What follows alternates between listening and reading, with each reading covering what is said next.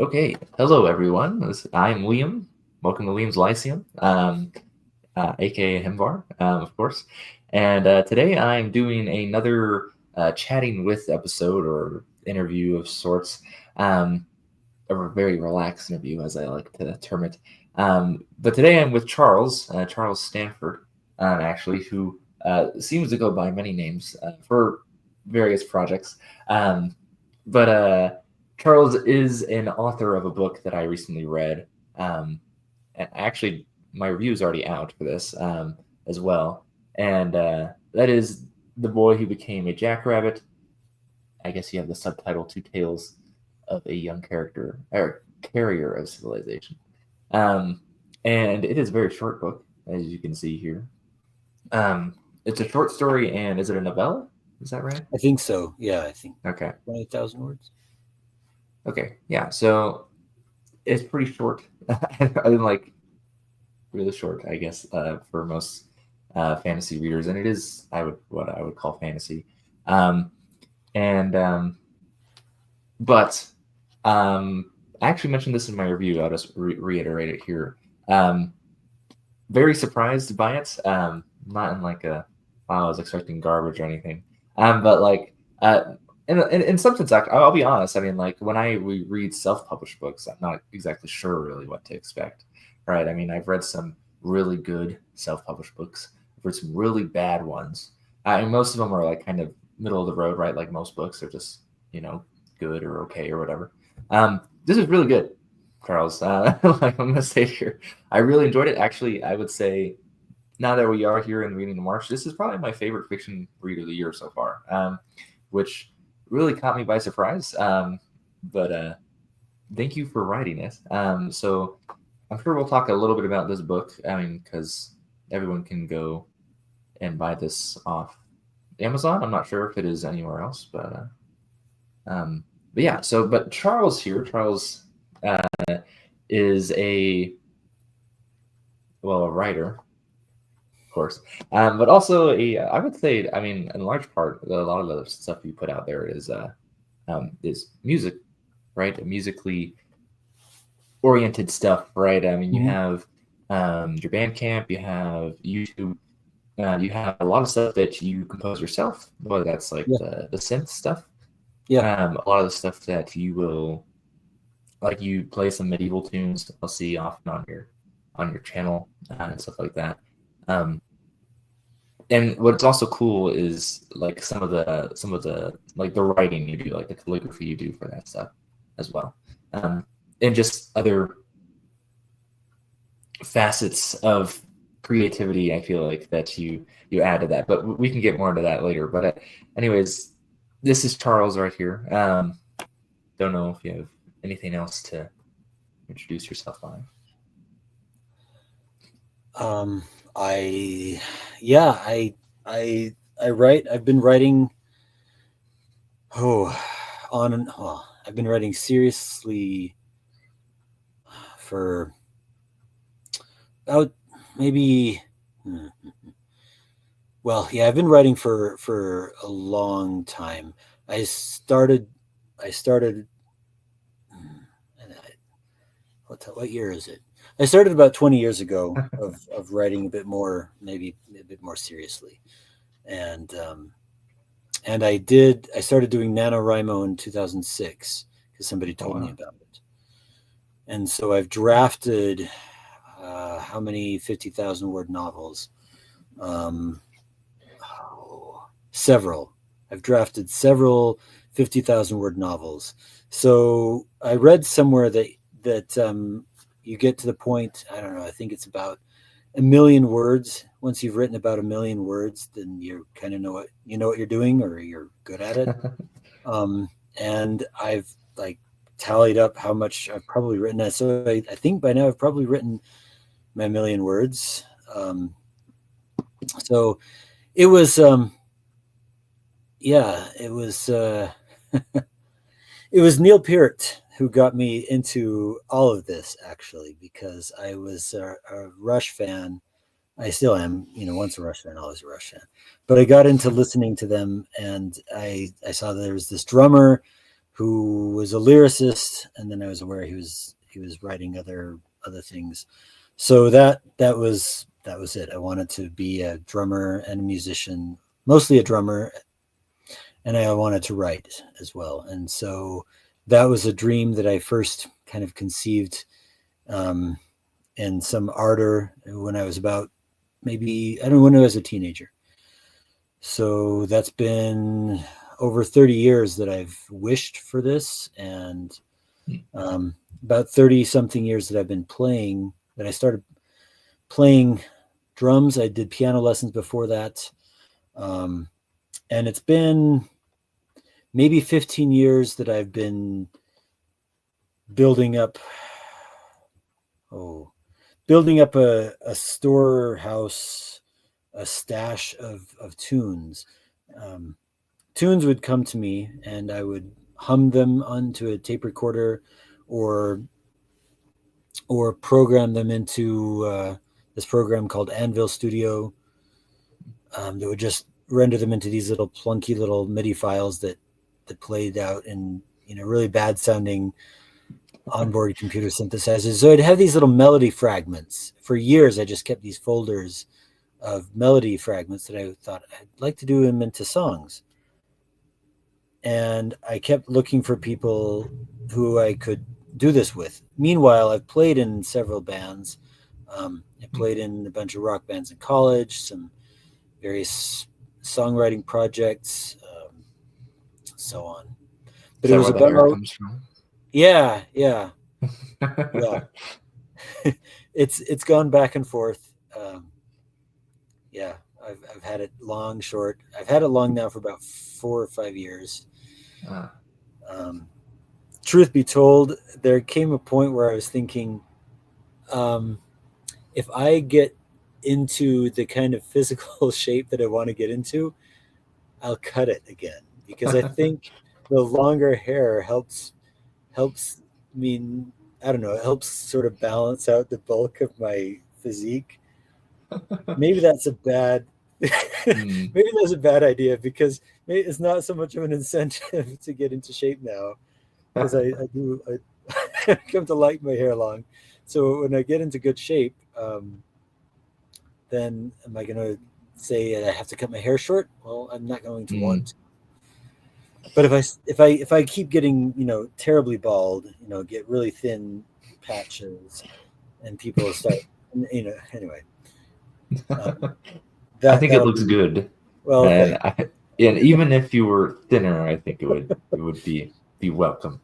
So. Well, good. So yeah, that's been my experience. I mean, I was involved as a drummer in a lot of projects, on and off, and I had these ideas of wanting to get some kind of group together to do these songs I was writing.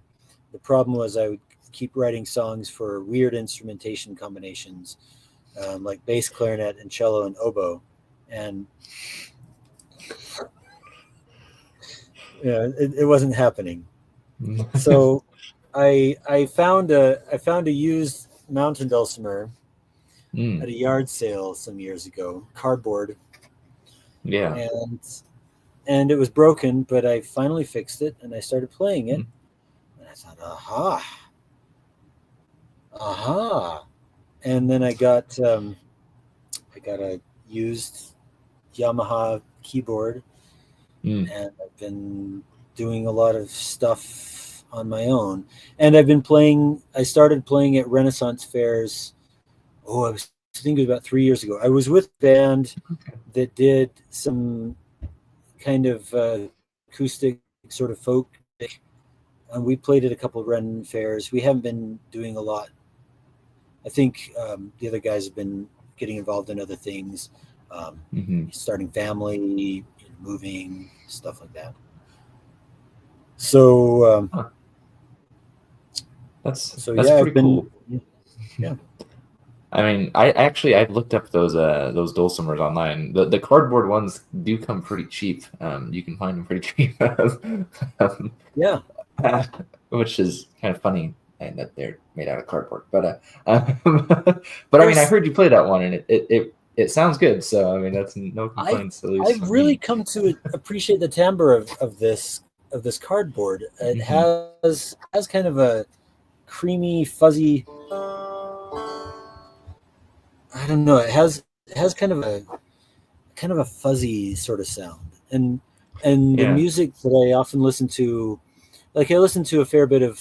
Oh man, I listen to an awful lot of medieval music. It's the mainstay of my listening for the past several years. And so a lot of times you'll have people interpreting it on these period instruments, and they Hmm. have a lot of times they'll have a kind of a bit of fuzz to them. And then I started listening to a lot Hmm. of Nordic folk music about 25 years ago, and a lot of that would be on instruments that had a bit of fuzz to them. So I like acoustic instruments that have a bit of fuzz, Okay. and that's kind of what I hear in this cardboard dulcimer. Yeah, that's interesting. Honestly, I wasn't really familiar with the dulcimer before I really heard your stuff. I mean, it's an American instrument, right? I mean, it's It a is, pretty recent instrument. I yeah. really like the timbre of it. I mean, it's kind of Kenny almost like it kind of reminds me of like I mean, not quite, all right, but there's something that reminds me of like a harpsichord almost about it, Hmm. right? Like just like Kenny and like Hmm. not as maybe elegant as a harpsichord. It is very different than a harpsichord, but like has very nice sound to it. I don't know. Like I just really like it. I think it works really well with those medieval songs that you play. Um, Yeah, it does having the drones and the diatonic fretboard, so it's perfect for modal tunes, with drones. Yeah. yeah. See, I don't know like anything about music. I don't know how to read music. I wasn't banned for like a moment when I was in middle school, but I still never grasped on how to read music, and so I mean I like music. I like it a lot, but so, I'm really bad at reading music. So, I sing in my church choir, and then, we have the music, and I kind of yeah. look at it and I think, if I know what note this is, then I can kind of say, okay, I go up a fourth, I go down a third, and I hear it a bit. Okay, but to just read a part, oh, I'm terrible. Almost everything I do, like all the music that I play, like all the medieval music I play at fairs or my composition, it's all done by ear. Yeah, yeah. That's well, seems to be a special talent, but I don't. It works. It seems to work. I mean, I've liked everything you've played that I've heard. So, Well, um, thanks. Yeah, but I, it has proved sort of a challenge in trying to collaborate with some people, because there's hmm, some people like that one group that I was with. Um, the other guys were music readers, so they'd say, "Well, yeah, can you get me written music for this song?" And I thought, where would I even find it? I just listened to it, and I'm sorry, guys, like I just listened to it and pick it out. I can just try figure to it write it out. out. Yeah. There's another guy I've been playing with recently who's a harper named Hmm. David, um, and uh, alas, it's a common name. he's yeah, yeah, he is sadly he's going to be moving, but maybe he and I can play a few more gigs before he moves. But we've played together a bit, and he's a bit more of a learn by ear guy, so Okay. that's a wavelength that we share that makes working together pretty easy. Hmm. Oh, cool. Yeah, I like going to like the Renaissance Fair and hearing the whatever music they have. The local Renaissance Fair is really small here, but I do have one. It's only like 15 minutes away, even. It's pretty close. So like, um, I but wonder. yeah. There's some guys. There's a family group that play somewhere in Idaho. They're based in Idaho. Hmm. It's and they're three brothers, I believe. And I think I got to. Well, I met them last summer, and Hmm. oh, what's their now that I'm on the spot, their name is escaping me. But they wear, they've got the outfits, with the colored outfits and all, and they've got a great collection of instruments. They've got, a tabor and a sitar and a rebec, I think. anyway, great array of authentic old instruments. Yeah. Yeah. I mean, speaking of array, though, I mean, like I've seen you with several instruments, the drums and the lyre and the dulcimer, and I guess what do you call it, a flute? Or Yeah. Yeah. Just a just you get these Oriental Trading Company sell these really cheap Indian made bamboo flutes that I guess they're kind of like fingered like a tin whistle. I've got one of those too. Actually, Hmm. my daughter has one that I steal sometimes. So they're just six holes, diatonic overblow for the second octave. So I have a recorder that I was meaning to learn. Um, I find this so much easier, so Hmm. much simpler. The fingering is really straightforward, and it works for the kind of tunes I like to do. So yeah, I've been getting into more of playing these simple flutes. I've got a few other kinds of flutes. I've got the Native American style flute, the pentatonic scale, the wood, really nice timbre. I don't have it here. I recently got a Transylvanian caval. It's really long, has kind of a funky sort of. I don't even know what scale it has. It's an interesting scale. It's a lot of fun to noodle around on. But I'll need to listen to a lot more music from that part of the world to figure out. Yeah. I mean that's fair, and you'll just listen. You won't look at the music. No, Yeah. and, yeah, I think is interesting. You mentioned, well, you were kind of going back what you said earlier. You mentioned like Rush and like lyricists, and I mean, I hardly ever mention music on my channel. My channel is like pretty strictly like books, right? And so I'm just like, yeah, I'll just talk about I get. books, like, Okay. Well, right? And I'm you not can telling bring you me. to. I'm not Okay. telling you to like. That's kind Okay. of me like low key be like, hey, you need to talk about books. No, I'm not saying that at all. No, Okay. I'm mostly saying that like some stuff like I said though. I mean, I'm a really big fan of music, um, and I wish that I could incorporate like a lot of this stuff more readily. Right? I don't have like my channel is not really like a, what'd you say, like I guess a personal vlog channel or something. Like it's right like lately I've been doing like medieval recipes. I cook at home. I don't mention them on my channel at all because there's no real place for it on my channel, right? And also I'm terrible at cooking. But so like, anyways, what I'm getting at though is really so I'm younger than you, um, and but one of the bands I listened to a lot when I was growing up was Fall Out Boy, right?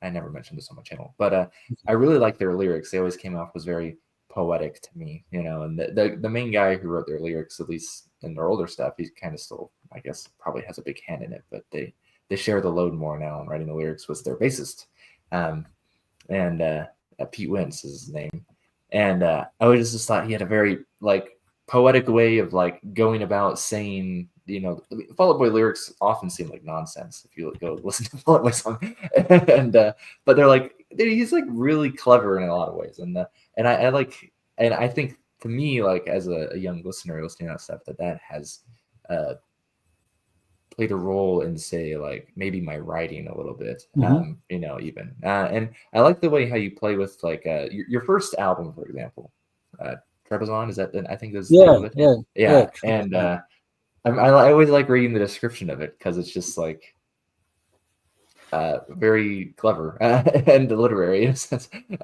So, which for I mean, anyone watching this can go and look at it, of course. But it pretty much gets into this idea of, well, there is a real city.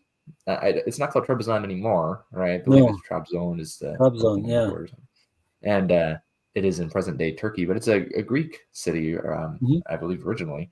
Yeah. And there's some interesting history around that, and then you kind of like attached onto that somehow and made some like interesting fiction out of it and made some music out of it too, I guess. So It tell us about that. it's Yeah. it started with I don't have the book here. It started with an Edward Gorey book. There's an Edward Gorey Mm. book called The Unstrung Harp, or Mr. Earbrass Writes a Novel. and it's about this novelist named Clavius Frederick Earbrass. Huh. Anyway, he's an Edward Gorey character, and so it's this kind of absurdist story about this guy writing this novel. And there's a scene near the end where he's standing on the rail balcony or something, looking out, and all these just random words are going through his mind. And one of them is Trebizond. And I was, that sounds really cool. I like the sound of it. What is it? And I looked it up and I thought, there was a medieval remnant of the Byzantine Empire that was on the Black Sea in what's now Turkey. You see, years ago, and I still need to send this to you. When I worked at I worked at the Family History Library as a library page, reshelving books, and cleaning microfilm readers. This was in early 2000s. Ancient times.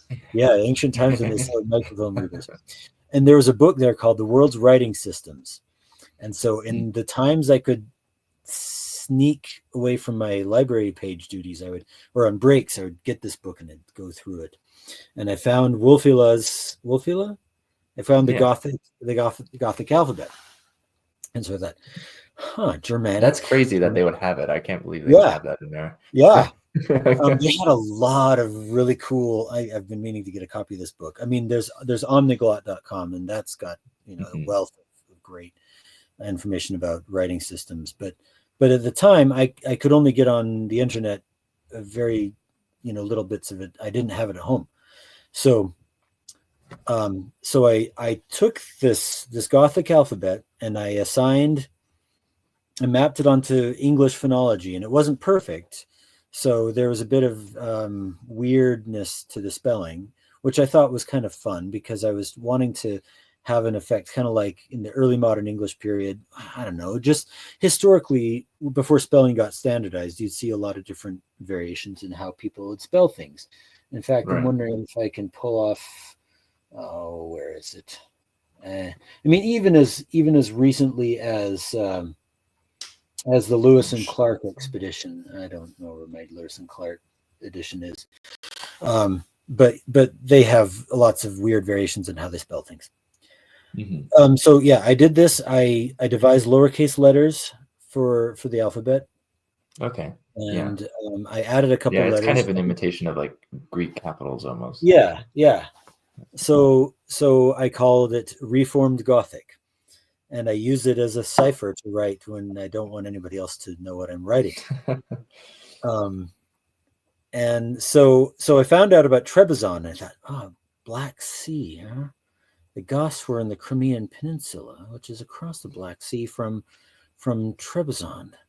Mm-hmm. Oh. Well, there's also Bulgaria and Romania and there's Russia. And you know what? In Anatolia, there used to be the Hittites.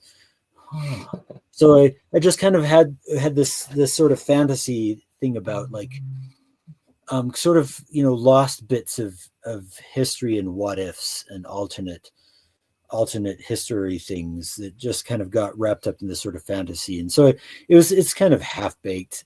I feel like an imposter because I haven't learned how to play the Pontic lyra and I haven't learned how to speak Pontic Greek. So I thought, okay, here's what I'm going to do. I'm going to pretend that the Empire of Trebizond stayed, didn't get conquered by the Turks. It instead expanded around the Black Sea, and it got alliances with Georgia and Armenia and everything like that. And I'm going to pretend that there were some English refugees from William's conquest that went over there and settled among the Goths, and it got kind of weird. But then I thought, well, what if people in America name places in America after old world places? I mean, upstate New York has all these Greek names, right? Why couldn't somebody come over here and call a place in Utah Trebizond? If we can have Ithaca and Palmyra and whatever in New York, we can have Trebizond, Utah. So that was kind of where it sort of evolved into. And that there was, when I first made that record and put it up, it was kind of still forming. And then after that, I thought, yeah, I think that's when I started sort of solidifying this idea that the kind of, it's actually, I kind of live on the edges of what I like to call Trebizond in Utah. It's mostly kind of up on the Mm, benches mm, of these foothills of the Wasatch Mountains. And so there's Mahogany Mountain, which to me is Greater Mount Trebizond. okay. See, I think that's a very imaginative, I guess the word. I mean, it's almost Tolkien-esque, right? I mean, it's very. I mean, it's like alternate history in a sense, right? Yeah. But it is. I think it's very cool.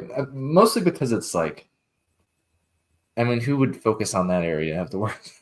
I mean, like even when people think of like the Middle Ages, we always forget about the Byzantines for some reason, right? And let Yeah. alone anything else around that area. So There's it, something, yeah. and I don't want to be well, I hope this won't get me accused of something like, I don't know, some undue sort of, oh, I don't know.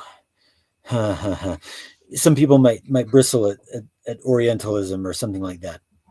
Mhm, But this is a bit more personal, I guess. I would often have this dream when I was younger about looking at a globe or a map and seeing places that I'd never seen before.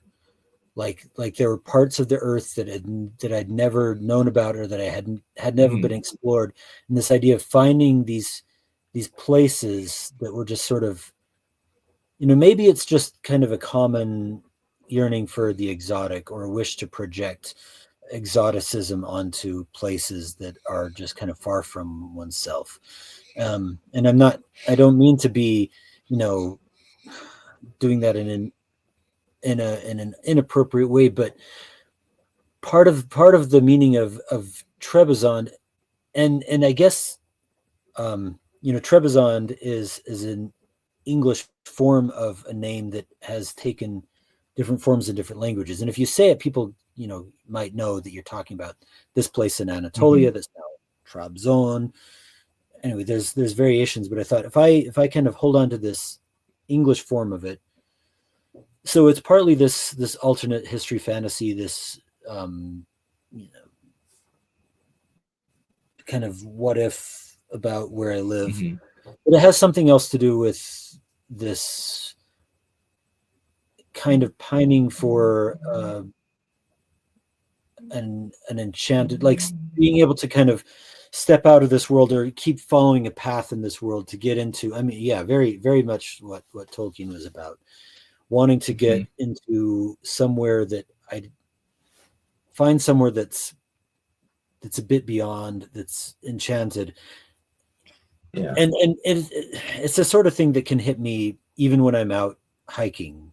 I look Mhm. up a trail, and I look up this mountain, and I look up the slope, and it's like I get that sense of just beyond there. If I could just get up there, somewhere up there is like an enchanted land. If I could just go up a Yeah. little bit, I'd find somewhere that's a little bit outside of my ordinary life. Mm. Yeah. No, I think it sounds very capital R romantic. Like 19th century romanticism. Maybe Yeah. sounds like the extreme nationalism or something. But like, but no, like that. I mean, that's what it reminds me of, and good. I'm a big fan of romanticism. But and no, I can understand that, right? I mean, myself, like, I think there's a certain sense of, I think that very much feeds the imagination, feeds this sense of, I feel like a modern capital M, but just lowercase m as well. Problem with humans is this disconnection from like nature or even the things that seem beyond it. Mhm. Um, and and I think certain things are good at reconnecting that, right? I mean, like, be it going on a hike, right? I mean, like, I live in a very beautiful area as well. The Wasatch Front is wonderful. I lived in Utah for a couple of years, and I loved it there. And I live near the Tetons, and it's like I love going out and hiking and when it's not super snowy. So, um, very wonderful, right? And like, but it's very sense of the sublime, right? And Yes. then like this sense of, again, imagination almost seems like not a good enough word for it, right? But like, and in fact, another word that is related maybe is not the same as imagination, but one thing actually that I felt like, that I was reminded of, mostly, well, okay, part in reading this, um, but also from, and this is going to be obvious once I say what it is, from your performance of Mythopoeia at Oh, yeah. at LTUE. The word I'm thinking of is Mythopoeia, but so but one of the things I was reminded of in this actually is that this felt mythopoeic in a couple senses, to me.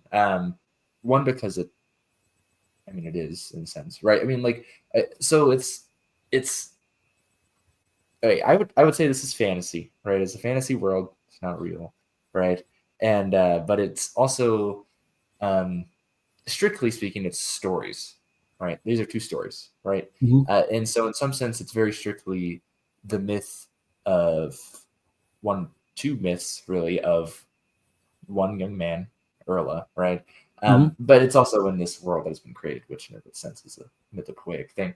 Um, we have this general idea, right, that mythopoeia is this kind of creating this like stuff, but myth, in a sense, mythopoeia is like this. It's like, well, myth is story, right? So I mean, Mhm. like that's all it is, really, right? And so like, and Tolkien would say that like, or comes across, right, in Mythopoeia, that the story is not inherently, it's not false actually. Myth in itself is inherently true, Right. right? Regardless if it's fantasy in some sense, you know what I mean? Like there is a myth, of every person's life, right? There Mm. is a myth of general belief systems, right? You know what I mean? Mhm. Like, because they're teaching you truth, like that is Yeah. the point of them, Yes. right? And it's very, uh, and myth literally just means story in Greek. Anyways, like, but um, but like for Erla, for example, in this book, right? He has very two. I mean, you could call them coming of age moments, right? Yeah. And in a sense, that's kind of what a personal myth is, anyways, right? Because it's Yeah. something that is important in the establishment of character, or identity as a person. And that's really all they are, right? I mean, they're like, I mean, I would very much hesitate to call this cozy fantasy, because it doesn't seem like it's going out to be cozy and to not challenge anything, right? Or to set everything back into the status quo nice and neatly or anything like that, right? It's very much, actually, there is conflict, right? It's all Mhm. conflict for this one guy. I mean, there's some that affects other people, of course. The first story, it's very much for Erla, and Yeah. but Yeah. and so I found that really refreshing, like super refreshing when I read it. That's why, like I said, it's my favorite book I've read this year. Because I mean, when I say I read a lot of sword and sorcery. I'm talking too much, so I want to shut up here in a second. But No, it's fine. like when I write a lot of sword and sorcery in itself often seems inherently violent, Yeah. right? And hey, I hate violence. Like, like in real life, like that's not my thing Yeah. at Right. all, right? You know what I mean? But like when you write sword and sorcery, it feels like you have to write it that way, Yeah. right? And so like, Yeah. um, and most fantasy though is like that anyways, right? Even if you're gonna read like Yeah. the pre-fantasy stuff, like here I'm actually in the middle of Parzival, right? Oh. And Arthurian romances, right? There's lots of violence, Oh. like, Goodness. and so, First time I read and, Song of Roland. Yeah. yeah, yeah.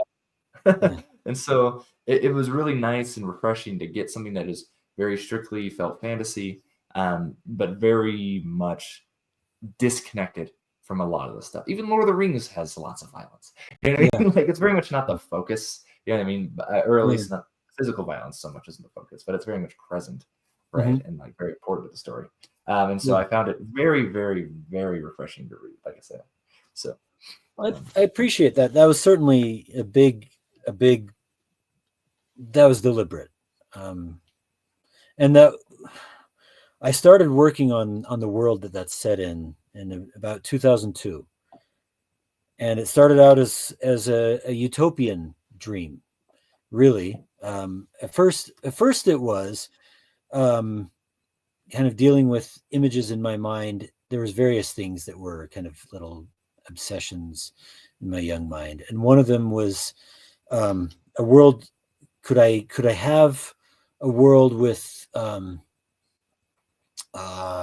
like steam power without firearms? Um, I was not aware of the phrase steampunk at the time. When I heard about it, my ears perked up with some interest because I thought, oh, other people are interested in this, writing more of a fantastical take on steam power. Interesting. Um, so it started out as something like that, and I didn't keep up the idea of trying to keep firearms out of such a world. There are arquebuses, and I think I might mention muskets. I know I mentioned arquebuses in there. Um, so at first it was that, and then the thought was, could I have a world that mechanized without industrializing? Could I have a world where machinery were invented and deployed in such a way that an industrial revolution such as ours didn't explode? That there could have been maybe a controlled reaction of enlightened, deliberate mechanization without industrialization and its ills. And I went on, working on this world with geography and culture and languages and so on. And I kept running, and I'd read stuff and I'd absorb it and I'd work it into the world. And I kept coming up again and again with this problem that if I make my world too perfect, there's nothing. I try to write about it, and all I can write are just little vignettes about so and so was having such a nice day, and here's why it was a nice. I'm thinking this is sounding more like some kind of I don't know, some sort of propaganda for, like, if I'm trying to be I'm trying to be a partisan for some kind of economical political ideology movement, and that's not what I'm about. So I started kind of relaxing and thinking, okay, well, I'm thinking about, this isn't, if I want to write about stories, if I want to write stories about people having human experiences, I guess I better get it. It was a learning experience for me to kind of get real, or face up to facts about human nature that at times I've been a bit reluctant to face up to. I have a streak of I certainly have an idealistic streak. I'm troublesomely, very sensitive, and so yeah, I don't like violence either. To me, some of the reading that I do is kind of a way to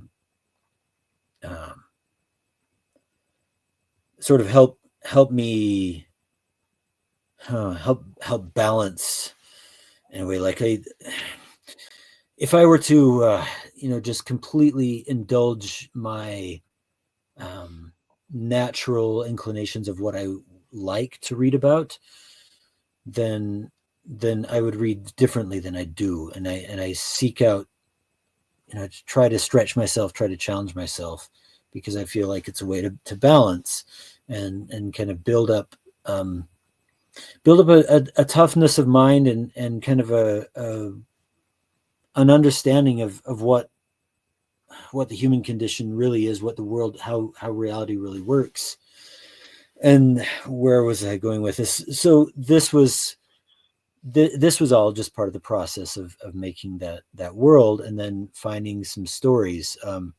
Irla started out as a character that was just bopping around, kind of doing things that I thought would be nice to do, and I thought I'd read a book about the pioneer era of the Bear Lake region, and Hmm. how they settled it, and all this kind of stuff, and that's where his character came from.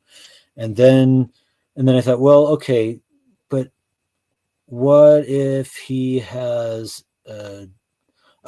what if he has a snobbish coworker? There's somebody that he works Yeah. with who's a real snob. I don't want to write about that.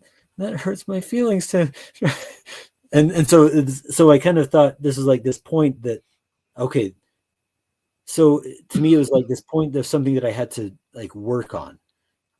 um so it was important to me to get to where I could engage in kind of unpleasant, difficult, challenging things, but it still meant a lot to me to try to make a story that had that sort of thing, but it was in a more sort of gentle way. It was in a way that wasn't as much uh, there wasn't violence.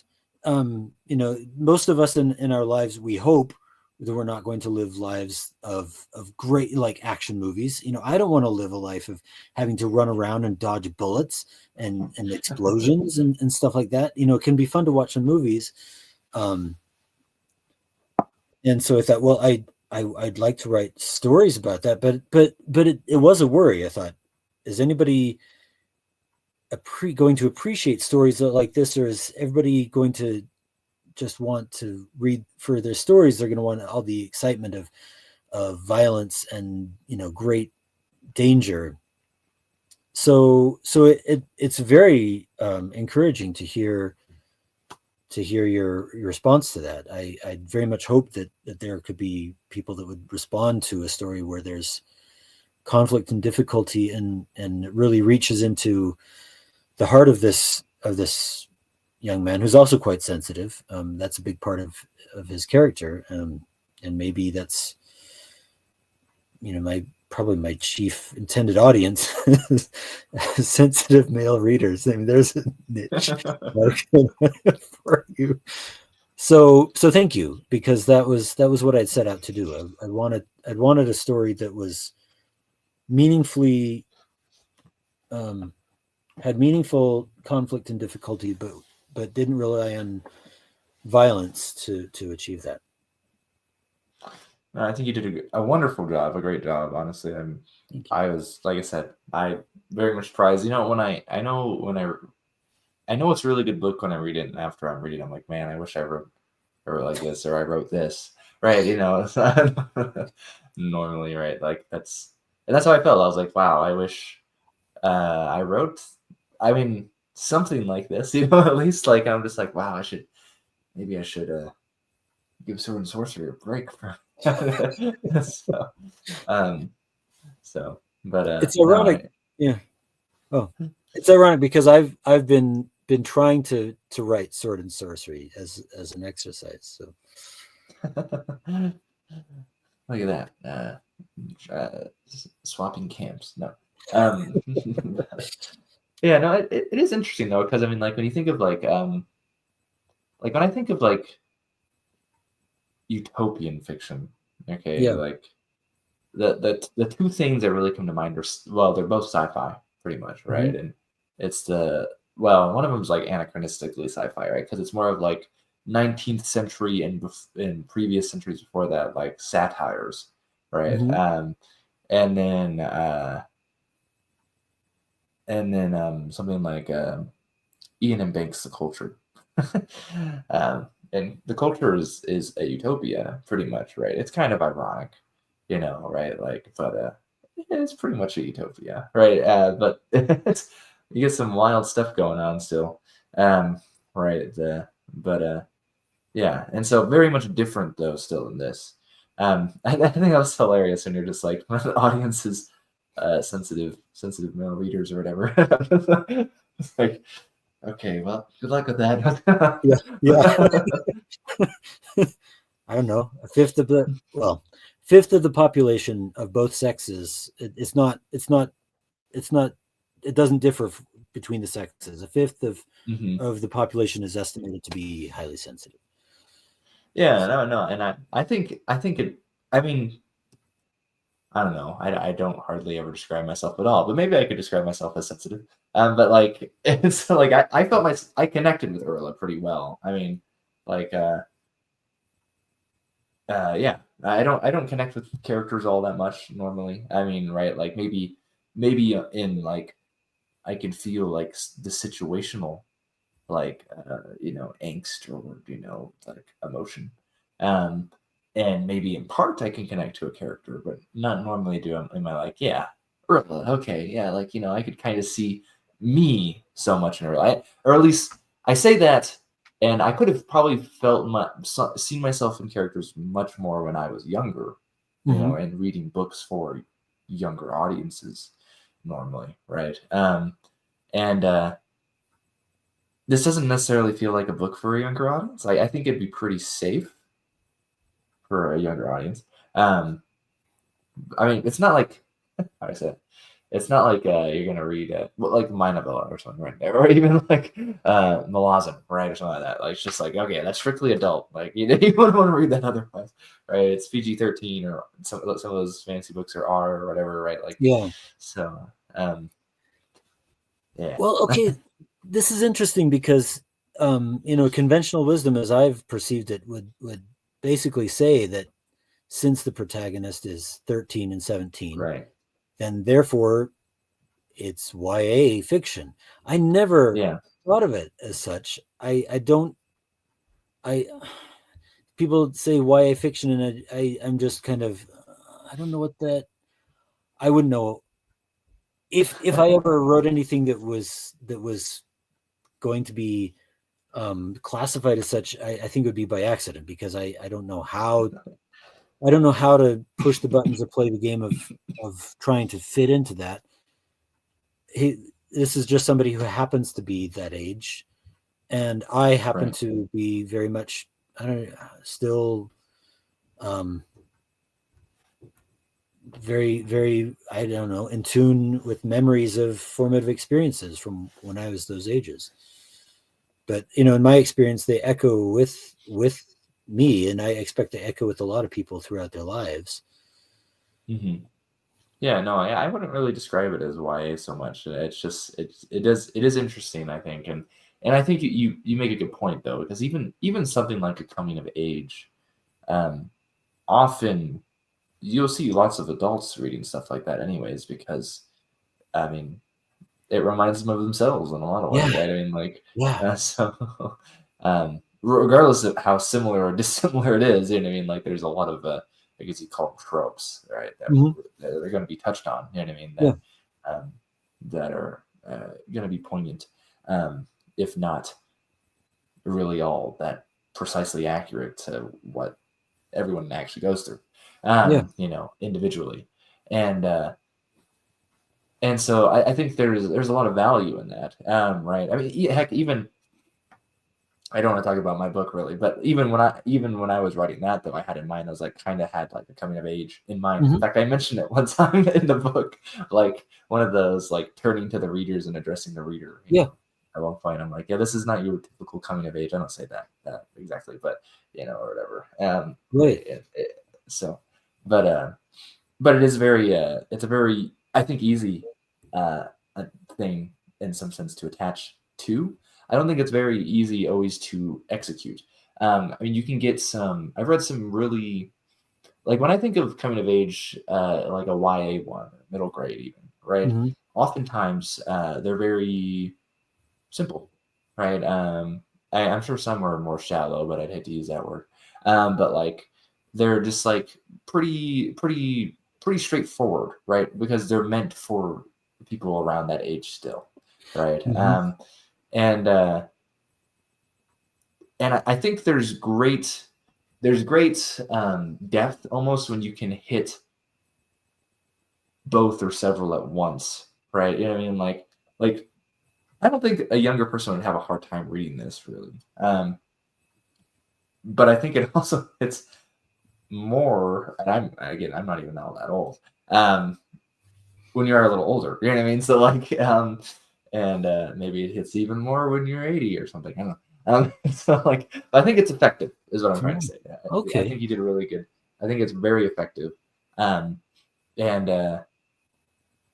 yeah, I do have a question actually. I guess around. Yes. Do you have more stories of Urla like Um, on the docket indirect, coming something? indirectly, I'm working on a novel.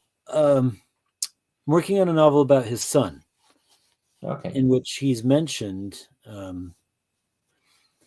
After I did write, I drafted the story of how Irla goes out. Um, Basically, what happens after that, and I could be probably encouraged or persuaded to write more of that into fiction. I found it daunting. um, hmm. It's not foremost in what I'm working on right now. I've been working on this novel about Irla's son, a guy named a young man named Locke. That was the novel that I started first, actually. That darn Oh, thing has been through countless revisions and is undergoing yet another revision now with, I think, a lot tighter focus to mm, get the story kind of moving along at a pace. Um, I look at the way that I wrote that story before, and it was seems to me it was very slow, and mm, I would kind of excuse myself saying, "Well, I like slow paced books," um, but I'm working on tightening the focus and making it move move along. So mm, that's the main work in progress now is this somewhat sequel. It's about Irla's son, um, and uh,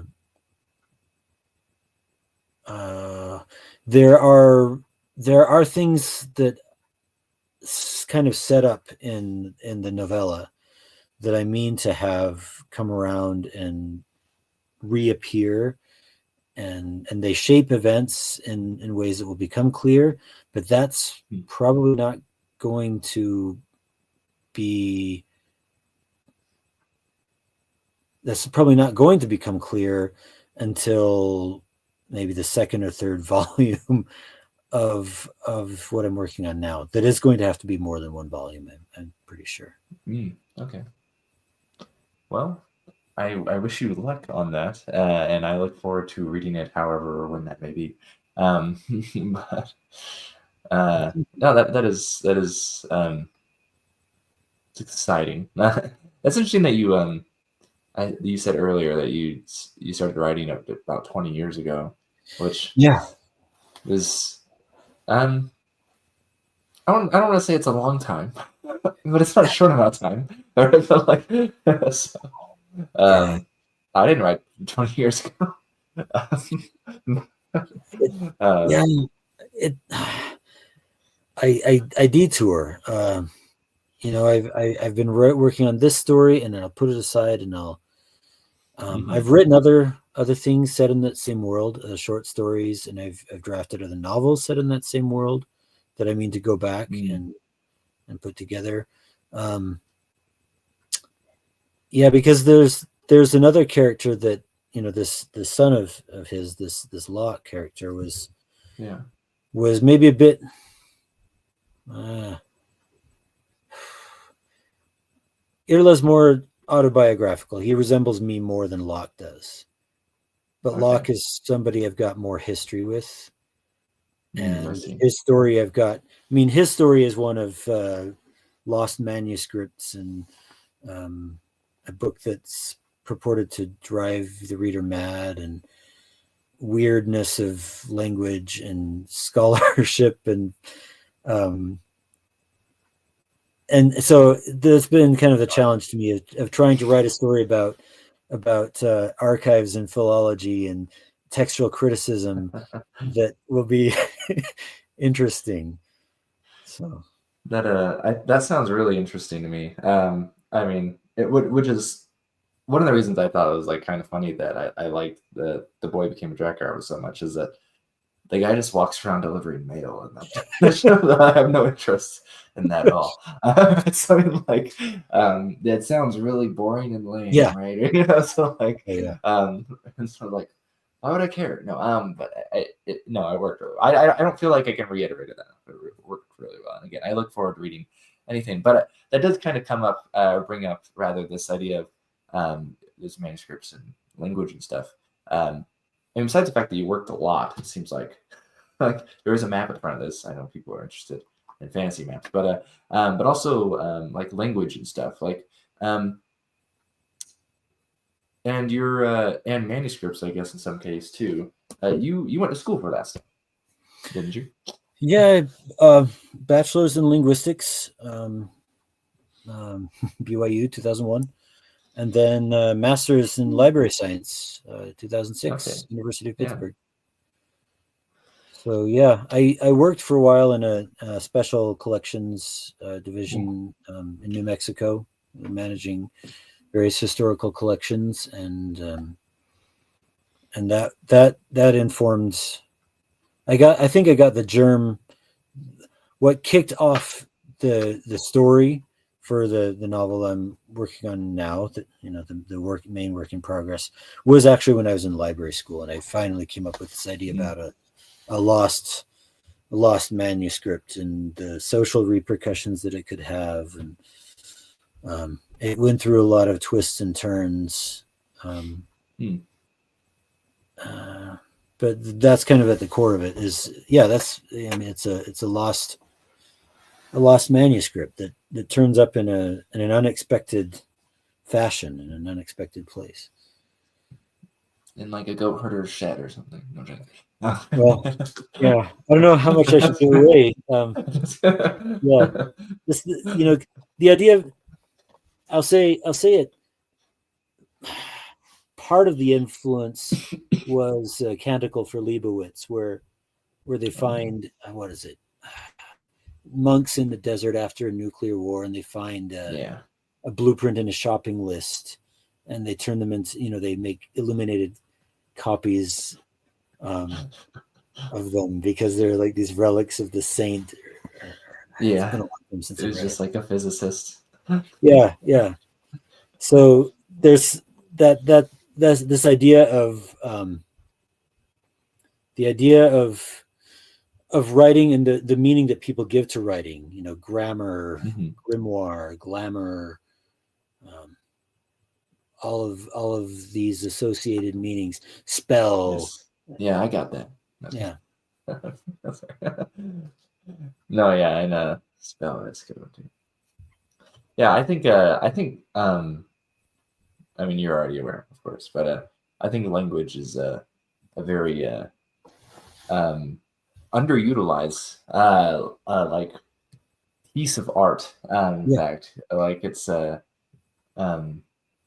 I say underutilized. Okay, in fantasy, I realize people make these constructed languages pretty often because of Tolkien, right? But Tolkien understands it much better than most of these people who are imitating him, right?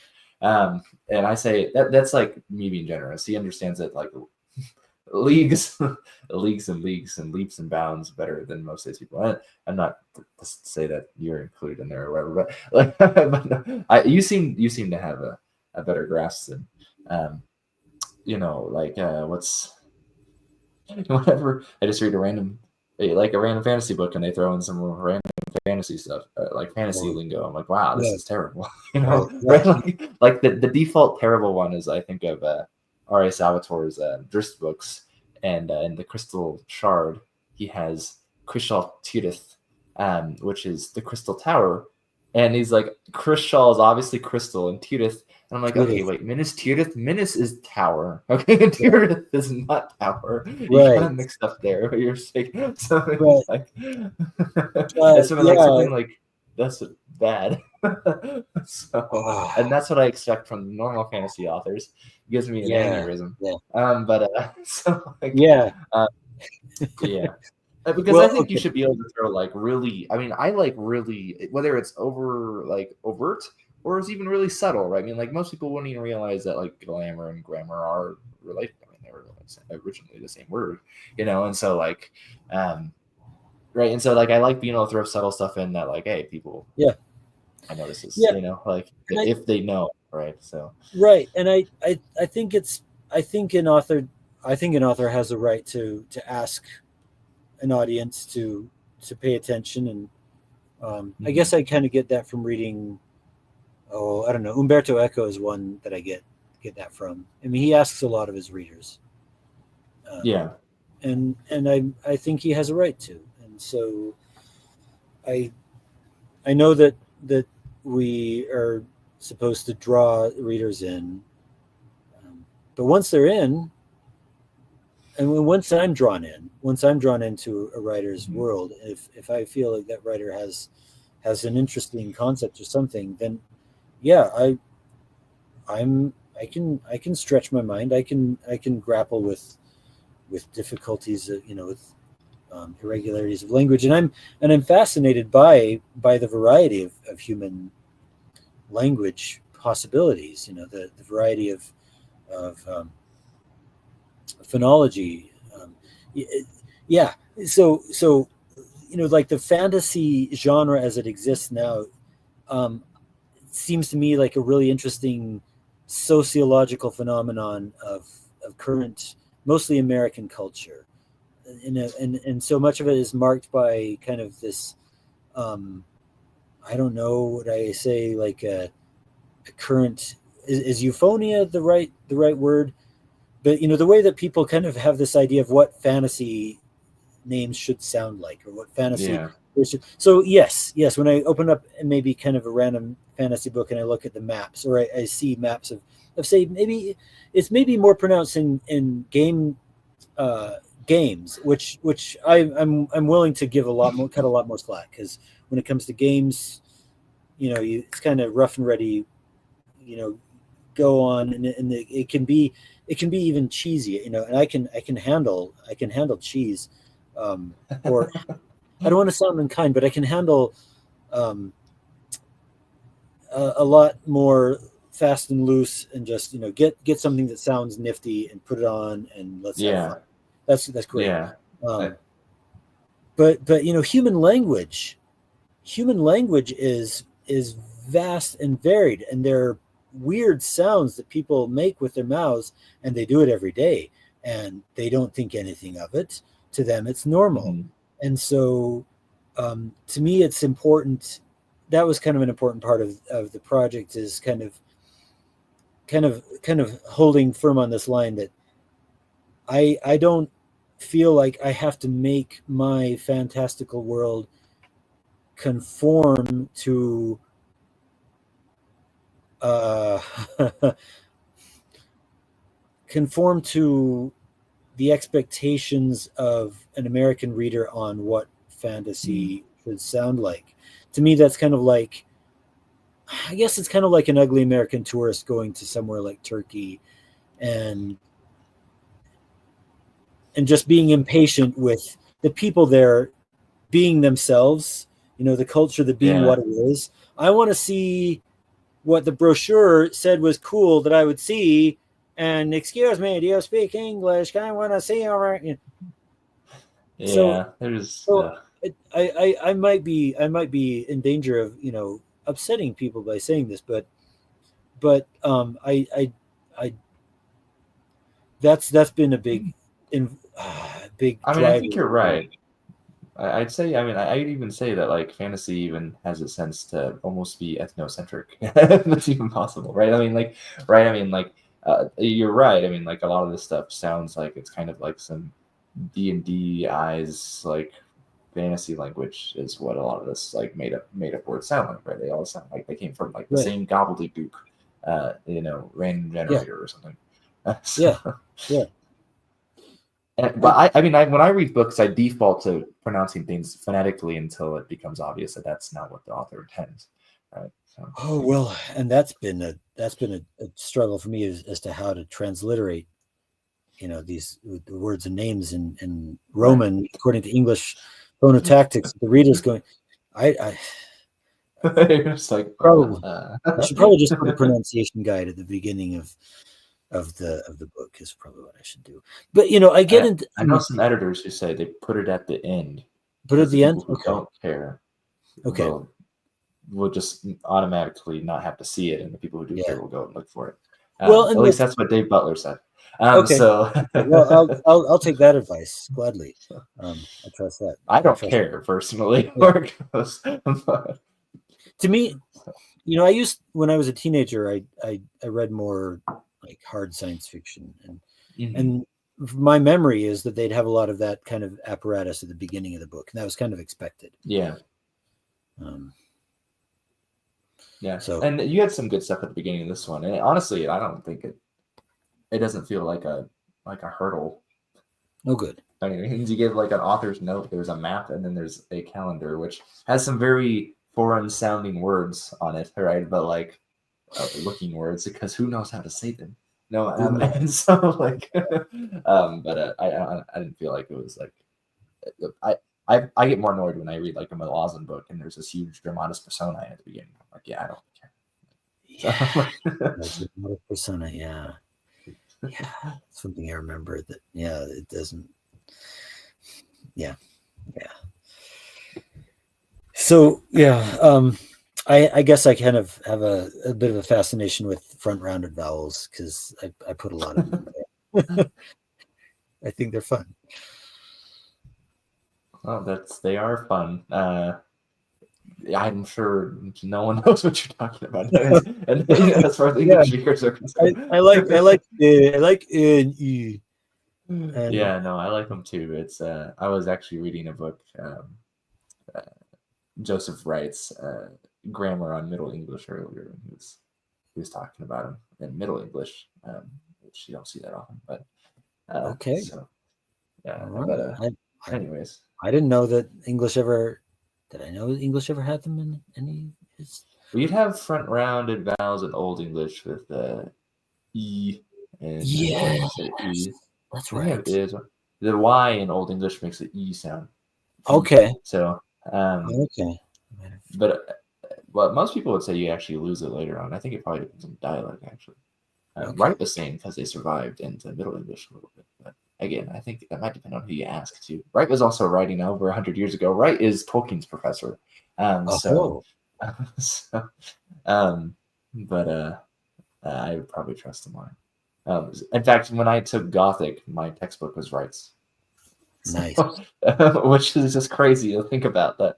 The 1908 publication or whatever is like, according to my preceptor, was like the best version of a Gothic textbook you could get still. I'm like, well, that's awesome, but also depressing. So, like, Yeah. and I have a copy. Actually, I have like a 1916 copy of the book. And so I was like, yeah, cool, I have it. But it's public domain, so you can just get it. So that's also handy. So, I recommend Gothic is a fun language to learn. It is because it's just Bible study, which is fun. It's pretty much all that survives. So, we didn't look much at like manuscripts in class, but we did go over briefly some stuff in the Codex Argentius, which is a very pretty manuscript. So. Oh right, that's the purple vellum and purple. silver ink. Yeah. Yeah, very nice. So, that kind of an aside, I guess, but well, Gothic was, I mean, I'm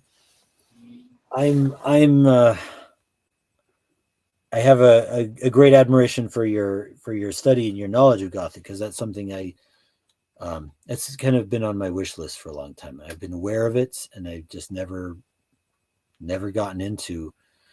I might even have like a little lexicon or a grammar somewhere floating around here that I've just never gotten around to. But it always, again, it was to me just sort of this like shining, glimmering something in the distance that I would like to go and explore. And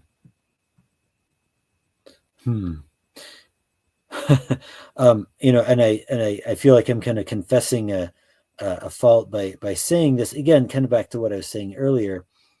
I've noticed the tendency in myself as I've grown, looking back on who I was, when I was 18, say, a tendency in myself to hold something, kind of hold something in its place as uh, glamorous, exotic. Mhm. I had a fascination with. I remember I had a fascination with the Dark Ages specifically.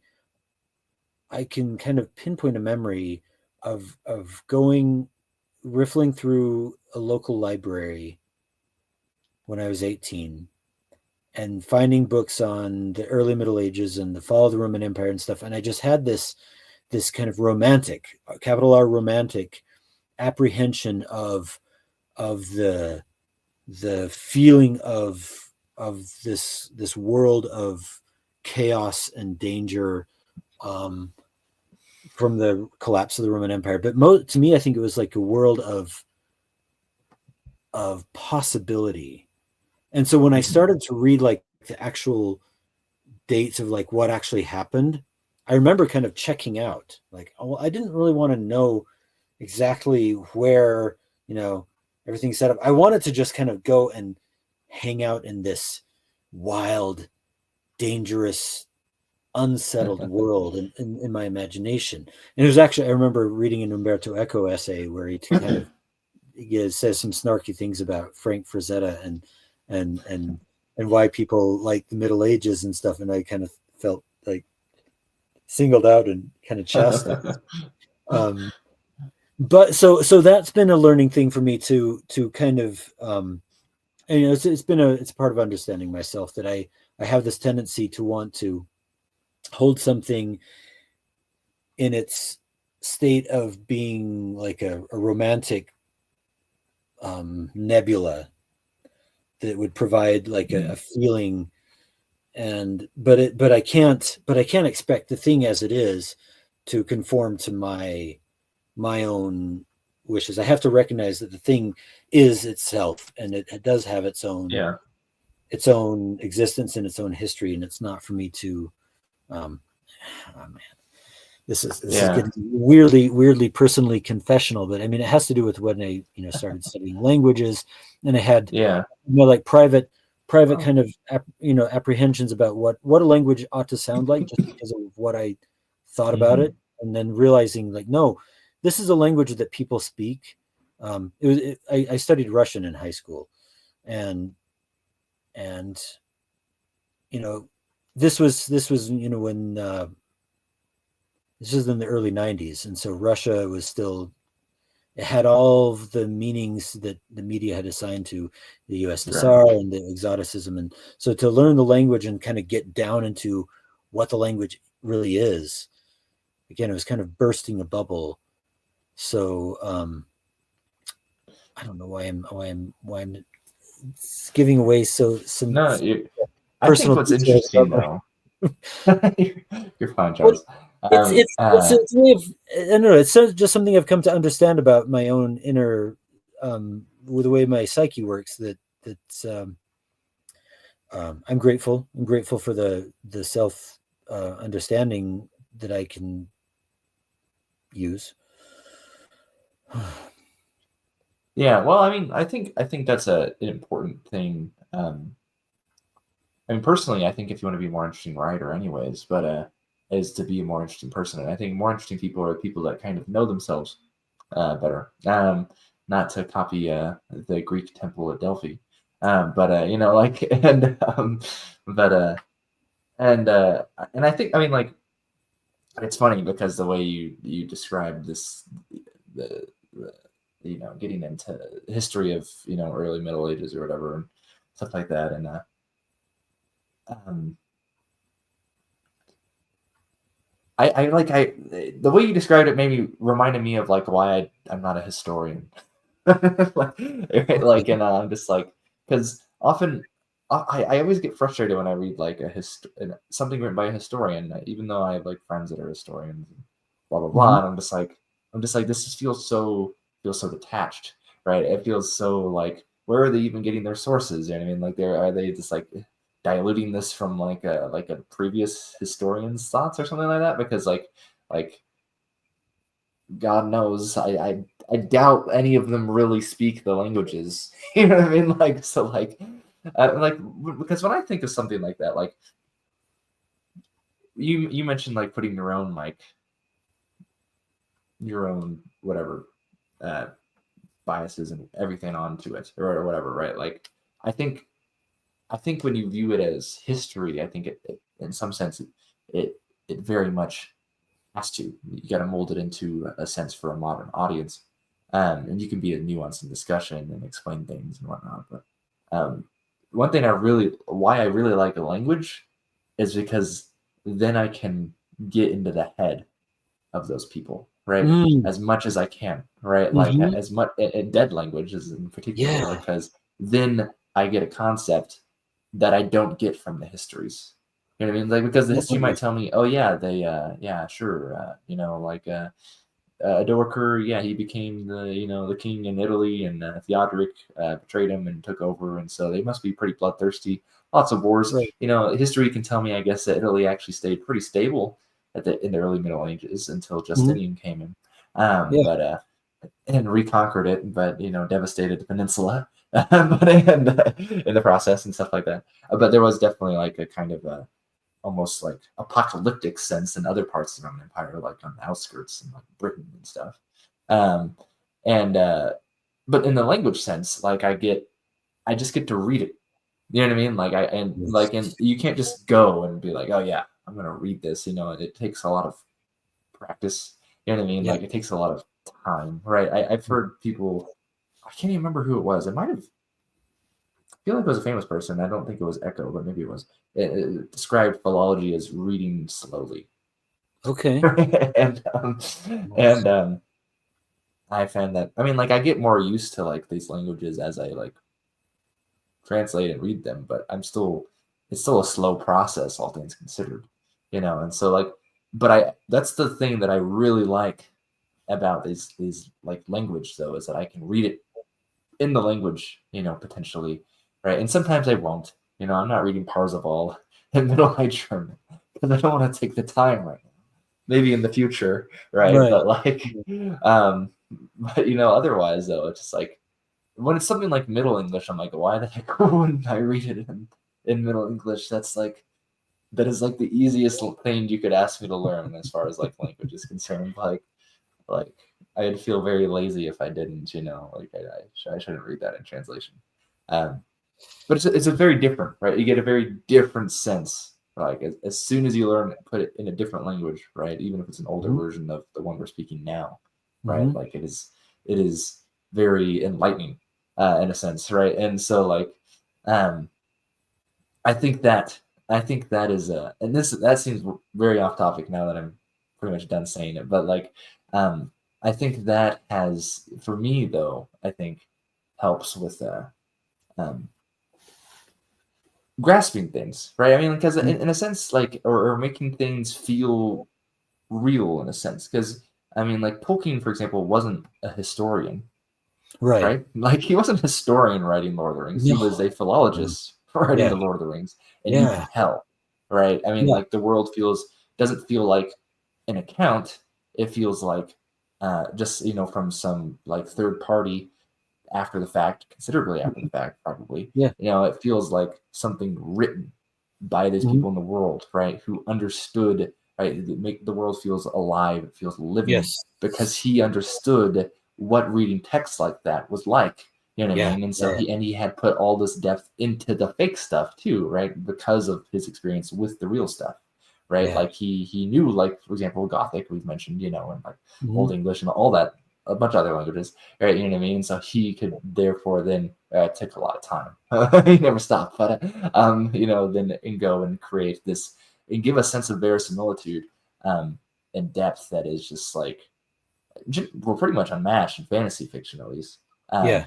Yeah. But not unmatched if you just take real world examples, right? So I mean, but Yeah. Well, that's probably uh, that's well put. Yeah, I think that makes the difference.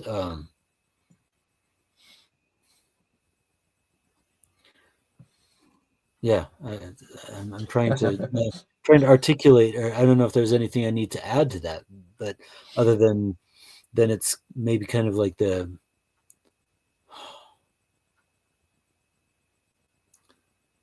because I think I discovered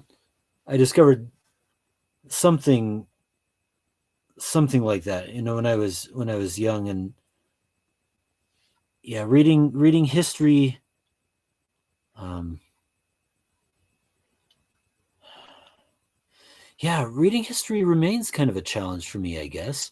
I remember I had there have been some histories that I've enjoyed, but it's never been what always engages me, or what always turns me on about history is never the following the sequence of events and dates and things. I still have a hard time keeping straight, um, the minutia of these facts and dates and things, and I often feel deficient because of that. Like, I should be able to handle this.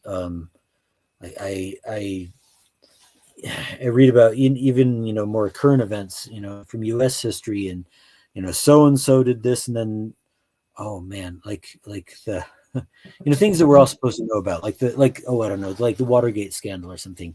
I have a vague notion of what happened, but when I start to get into like the detailed accounts of what exactly went on, I lose track. But what gets me into history is always that feeling like I'm something. If there's something can make me feel like I'm there, and if something can make me feel like I'm in their heads, or I can hear them speak, or I can imagine what it would be like to be in that time and place with those people.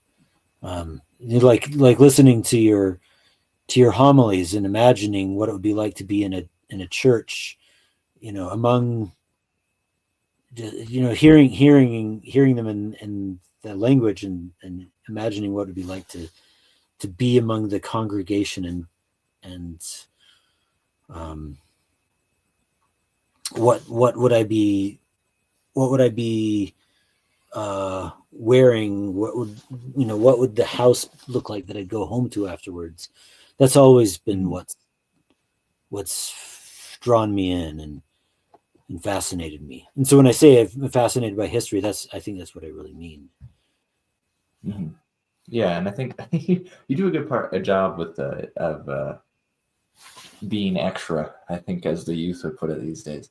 But also, what I mean by that is like um, I guess you could put it a kind of in a living history sense, or even, oh, what is the word?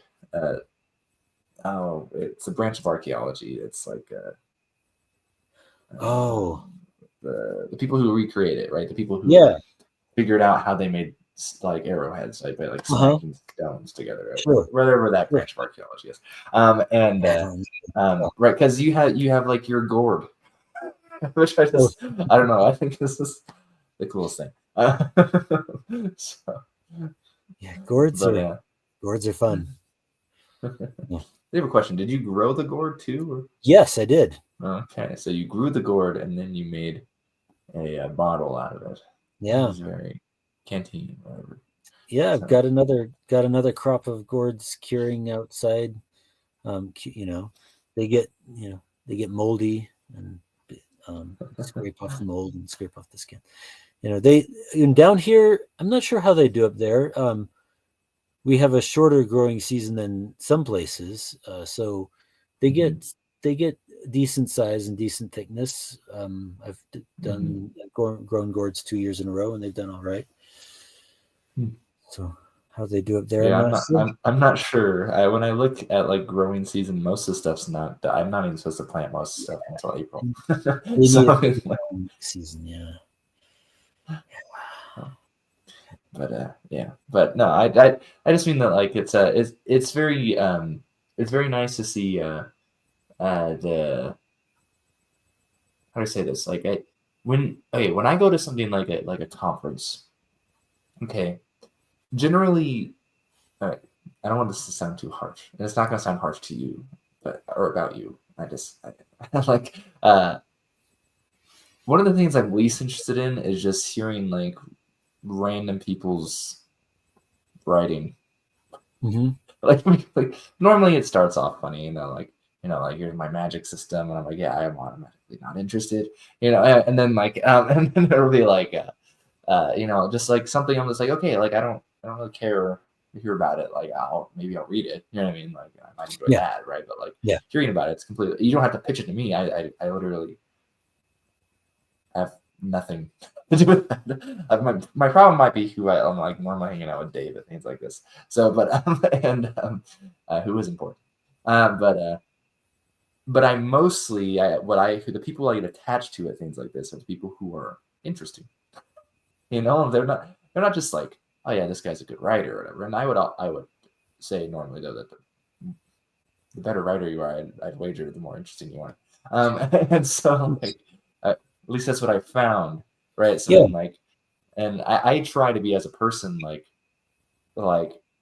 have my toes or my hands in like several different places, Yeah. right? Like I don't want to just be like the person who runs that YouTube channel, right, or whatever. Um, like I want to be the person who writes the sword and sorcery sometimes and writes some other stuff, or does the homily translations and does whatever, right? Like he doesn't just read, like the current genre fiction. He reads like the 19th century literature and 18th century literature and Gothic literature and the medieval literature and stuff like that. Um, I guess I find it more interesting personally, right? And it's same with like even like my more academic studies. Like I don't want to just study the philological stuff. I do like to read like the archaeological stuff sometimes and other things like that. I actually studied anthropology for a little bit at university, but Right. um, and so, but anyways, I think you do a good job being interesting, as I was saying, right? So like, but because I noticed you at a con. That's how we're talking now. So I mean, um, Well, yeah, I was honored because you struck me as somebody very interesting too. I found your Lyceum channel, and yeah, I'm like, and I've very, very, very much in admiration of your field of study, and your command of language and your reading. How much you read. That's something I admire very much. And my reading has slowed down a little bit because honestly, the reading after finishing this, I've been kind of in a slump because it just like something like it's like I've been like my reading has been like exfoliated or something. It's just like I'm just like, oh man, everything else sucks. I can't read oh, it. So I've only finished 2 books since I've finished this. oh Like wow. I finished a one of the Codville Chronicles books by Ellis Peters, which are Oh, medieval like whodunits and stuff. yeah, Uh, yeah. Welsh monk, right? yeah, yeah, yeah, Yeah. yeah. And they were really, really fun. And so I read one of those. I was like, oh, I don't know, this kind of fits. And then I read Man of Gold actually because you mentioned it, and so um, I was like, yeah, this works. I like it. Okay, that was fun. On my Um, shelf so, somewhere here. but Find it. I do have a question for you real quick. I feel like it's kind of come up a little bit here and there. If anyone watching this is paying attention, I guess they already have an idea. But who are some of your like favorite authors and like some of your favorite books and stuff like that? Yes. I know I'm kind So, of late asking maybe, oh, but it's fine. It's all right. I wonder if I could pull up any examples. Yeah. What do we got here? Um, okay. Okay. Um, there was a time I think it put together a montage of some of the writers that I really appreciated. And as I recall, well, all right, of course, Tolkien, his words, his writing sank deep into my heart. Um, Even though it was a bit late, that's a long story. But what he did, I what he did means a lot to me um, as not just fiction, but as in a sense. I put it on a post, I think on a previous Instagram account that I had before I had my current one. But I said something to the effect of being grateful to him for drawing out the living water, because I think he and I don't mean this flippantly, but I regard his work as special and inspired. That's an example of inspired fiction. So others, I appreciate very much what Echo did. I haven't read everything that he's written, but I've read some of the chief works. I've read Foucault's Pendulum a couple times, and I some of his essays were helpful in steering my thinking. Samuel R. Delany has been a really influential writer for me to read. To observe how he does, how fearlessly he explores his ideas of the future, and there's to confront and grapple with things that he presents. He means a lot to me as a writer because of how much I enjoyed his writing style and how much I had to grapple with things in his writing that I didn't agree with. And so he's been a teacher for me in that way of reading and coming to terms with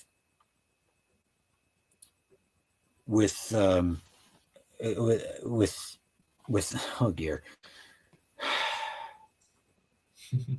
reading his fiction and coming to terms with what I didn't agree with, and still appreciating his abilities as a fiction writer, was formative in how I read and how I navigate the world of letters. And so for that, he's important to me. Walter de la Mare is somebody who's still kind of tantalizingly I'm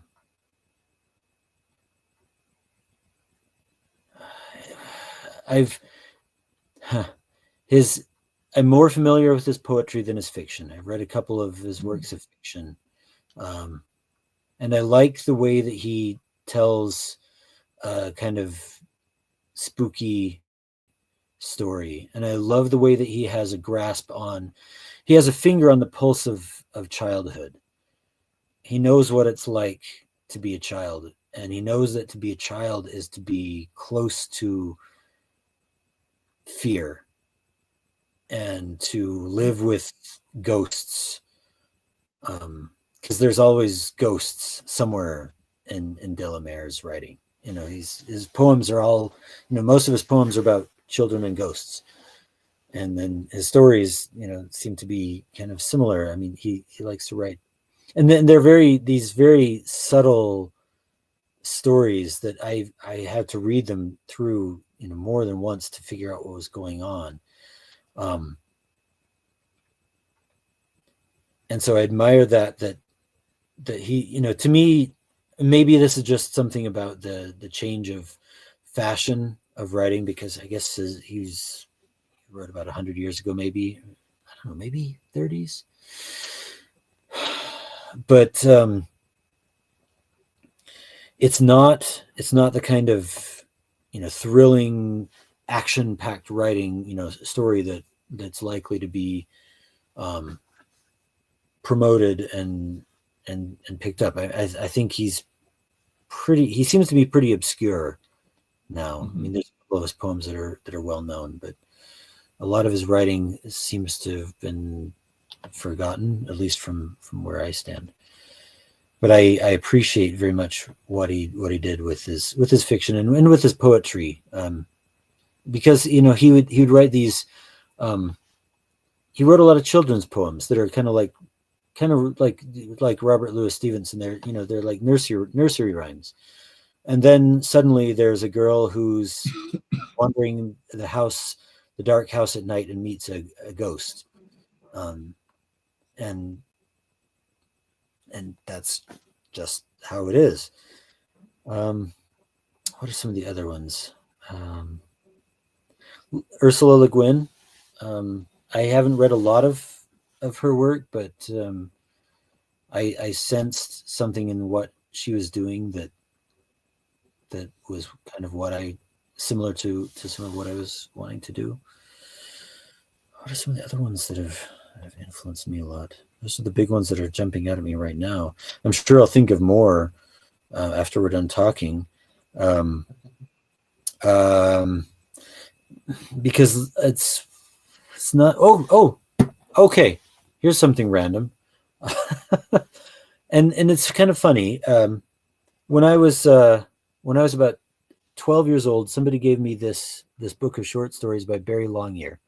Now, I have not read anything else by him, so I feel kind of silly talking about this. But this, so the idea is that, when I was, and I didn't know how to say Schenectady. I saw this and I thought, what?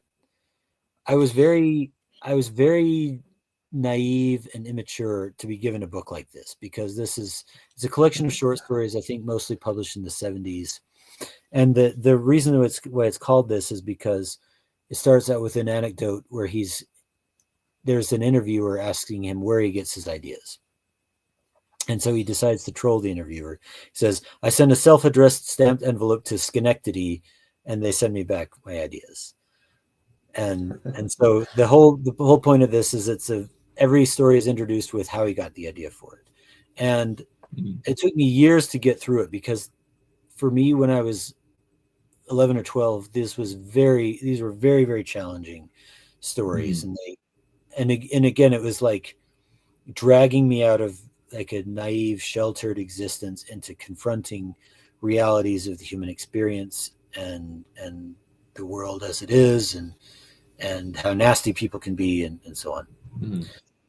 But it was a tremendously formative book in my emotional education and my maturity, and getting me and forming my conceptions of what writing should be like. There's things about, I remember deliberately copying things about his writing style when I was like 14 and starting to try to write my own story.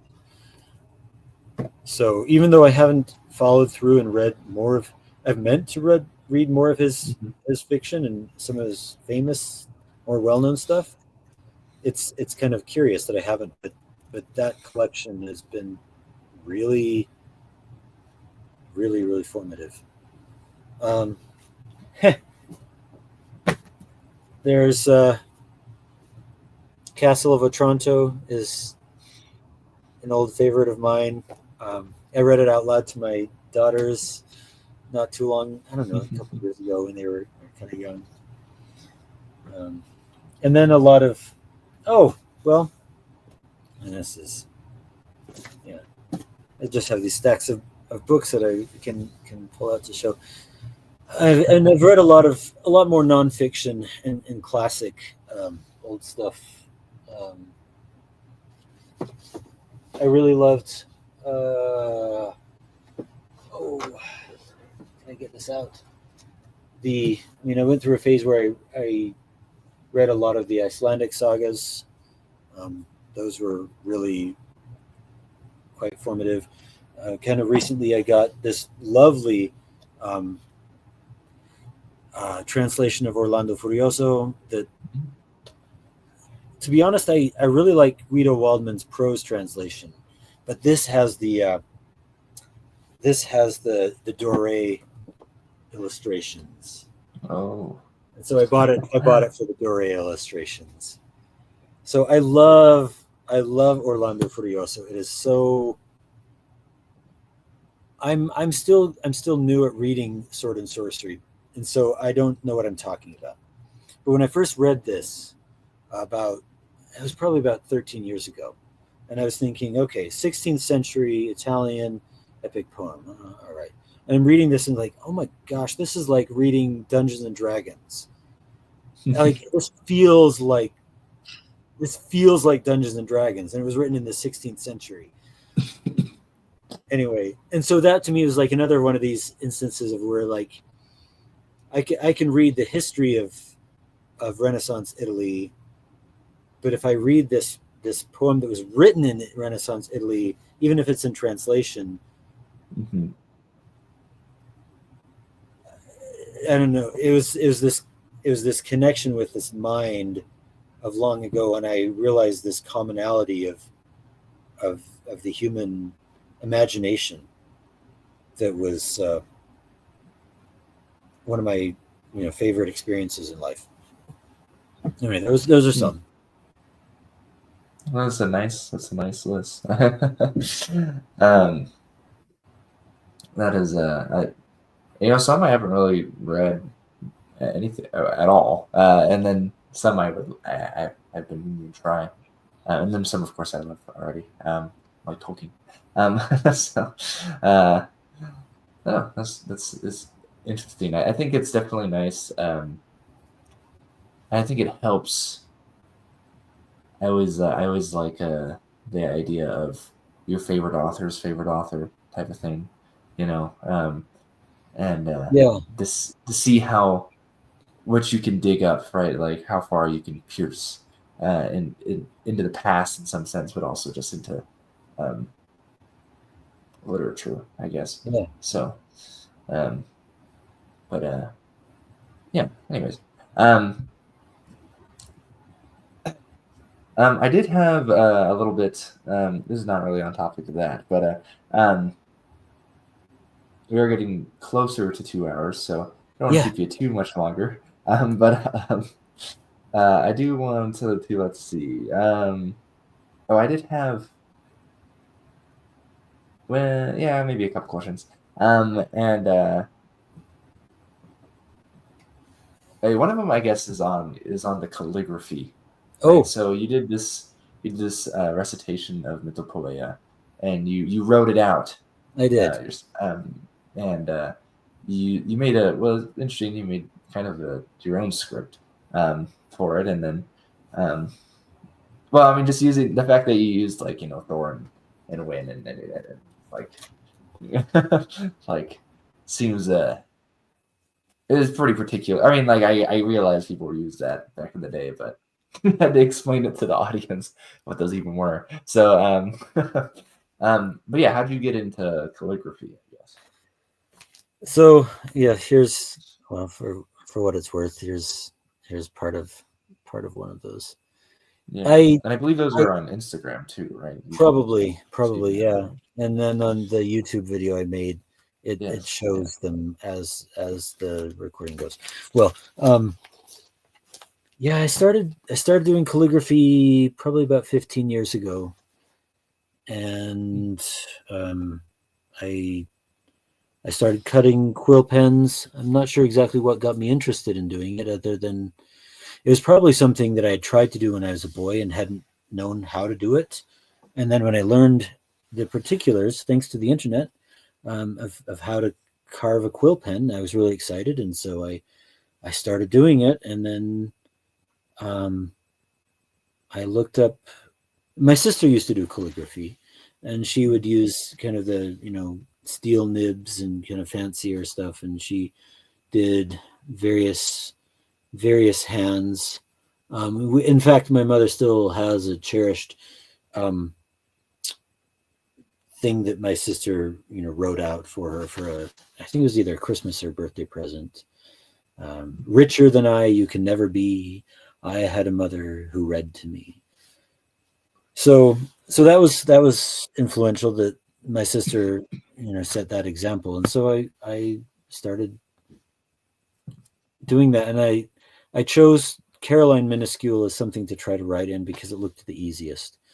And so I kind of worked out and tried to write in Caroline minuscule, and and kind of did it on and off, and then when I did calligraphy for when I first did the poetry recitation in 2004. I wrote out the Mythopoeia poem in just Caroline minuscule, kind of my version of it. So I still did the long S's, and I think I still did the U's and the V's.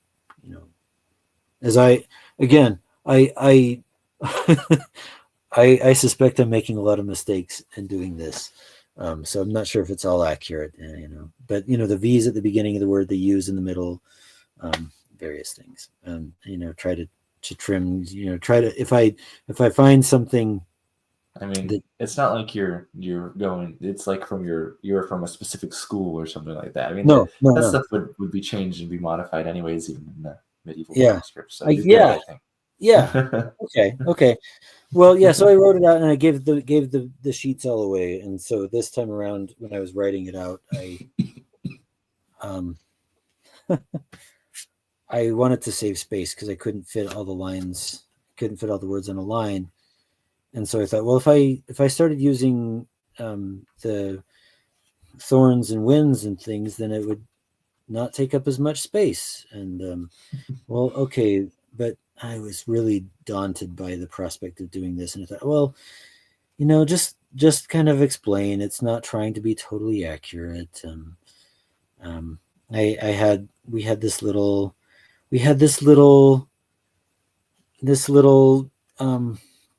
British library, booklet about the Beowulf manuscript. So I could look I could look at the examples. That's cute. Yeah, it's cute little thing. So I thought, well, maybe I can sort of make it not too ridiculous, and but I realize I realize how much I don't know. I mean, really, I'm not a student of Old English. I'm sure I made some mistakes, but I realized that I was trying to do something difficult with kind of resurrecting those letters to write in modern English. Brought up a lot of questions. I answered them in probably an inconsistent way, but I thought it looked all right. I think so too.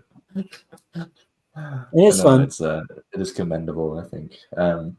Because something like calligraphy is not something that is just. This is my problem when I'm doing stuff like that. Is how hard is it? Pretty much, right? And like calligraphy is not just something you just like grab a pen and just go at it, right? And it looks terrible, right? Initially, when you're trying it out, right? Because I've tried my hand at calligraphy before, and I just apparently have not found the patience yet for it. I don't want to say I don't have it, but like, no, I think it looks good. Well, I'm aware of all the imperfections, and I comforted myself by thinking it was more. I thought it doesn't have to look really. I don't know. I did it as an offering, as a devotional act, basically. Mm-hmm. And so I thought it's imperfect. It's the clumsiness. How does it go? Anyway, being thinking that my writing was clumsy, and then thinking, oh well, it's all right. You can people have made offerings of writings that they feared were going to be judged as clumsy, stumbling because of the placing of their words, and it turned out all right for them. Yeah, there's a few noteworthies I can think of. Yeah. So no, that's good. But again, I mean this timer we got up here, I think, is 7 or 8 minutes off. But right. I do have one more question for you. Okay. Because again, I don't want to take you on this evening too long. I do very much appreciate you coming on time though. But mostly from your synth, I've gotten the idea. I mean, what I associate that with is associated with some like older um like what am I thinking? Like CRPGs, but also like tabletop role playing games as Mhm. well. And do you like play any tabletop role playing games or? When I Um, can. I used to play D&D, and I've tried to start up campaigns with my daughters. I'm not a very good dungeon master. Um, we got sidetracked, in equipping characters and picking fruit and selling jam to raise money. It's like, oh are we no, going to that's fight good. some monsters at some point? It's something that I'd like to do more of. I've got a really cool old um, game that was published in the early 90s that's only uses D10s, which to Oh, me is okay. kind of sad because I love all the nifty dice. I want to use all the nifty dice, but there is an efficiency and a simple elegance to that system. I think Right. it's called Legend Quest. I think there's still some devotees. Um, Sounds familiar. yeah, I Huh. I really liked it. I bought the manual in 1993, mail order, and have it in a binder. It's falling apart, and the binder's holding it together. So, yeah, tabletop RPGs is something that I would love to do more had I the time. That is definitely a time commitment Yeah, there. yeah. So I understand that. I got into tabletop role playing games when I was a teenager, so I had more time back then. But I still play in my. This is my tabletop role playing stuff. Nice. Um, I got a session I'm DMing tomorrow for my All brothers. right. It's really my brothers is the group I play with these days. So, Well, that's good. but but no, it is fun. I would like to introduce it to my daughters when they maybe get a couple more years older. Um, so uh, yeah. Anyways, though, but we can end it there. I mean, I guess I don't know who would need reminded at this point, but I'm gonna put the links to your stuff in the description. You guys can go. You can buy his book, Charles's book. You can buy his music actually on Bandcamp. And anywhere else people can find you or.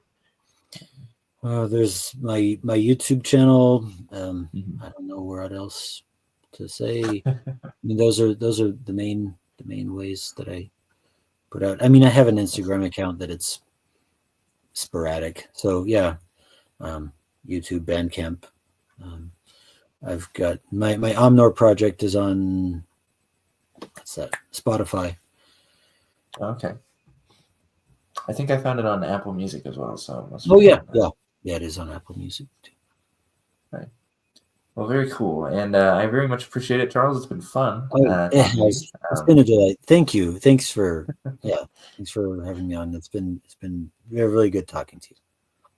Yeah, I appreciate it. Hopefully, um, people check out some stuff watching this. I don't actually know who watches my channel, but no, yeah. So, but yeah, thanks again for coming on. But anyone watching this, Liam from Liam's Lyceum, this is over here, I guess. This is Charles Stanford, and thanks for stopping by.